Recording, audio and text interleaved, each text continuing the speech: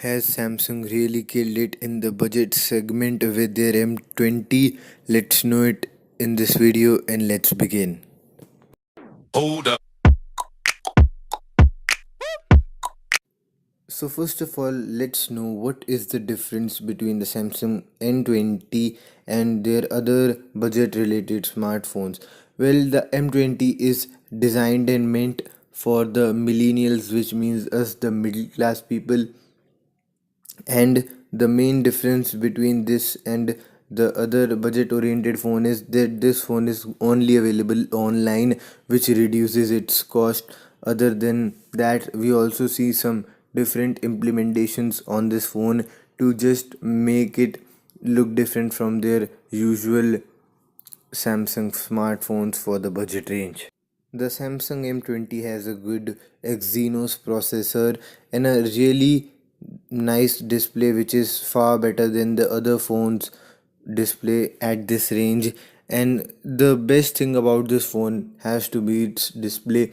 Other than that, the Samsung M20 has got 5000 mAh of battery, which will easily last you a day, and more than that if you are low on the usage of it, so it's good for the daily office going workers.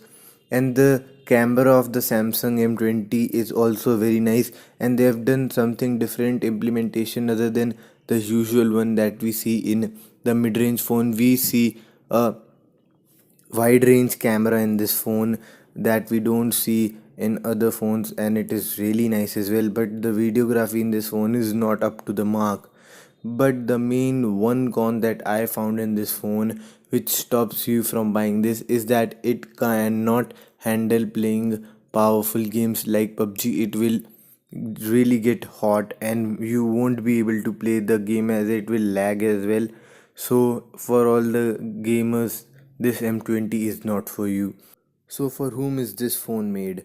Well, this phone is perfectly for those old people who have got brand value of Samsung really close to their heart and only like to buy Samsung phones even though they are not up to the mark, but they will buy it for the name of Samsung. And this Samsung phone is way better than their other budget oriented phones which skip a lot of sensor and have a weak processor, which is just to no competition to all the phones available in the market like Asus, Xiaomi and Realme as well. So I will rate this phone 6 out of 10 because it cannot handle the powerful games like PUBG, which a lot of people demand for.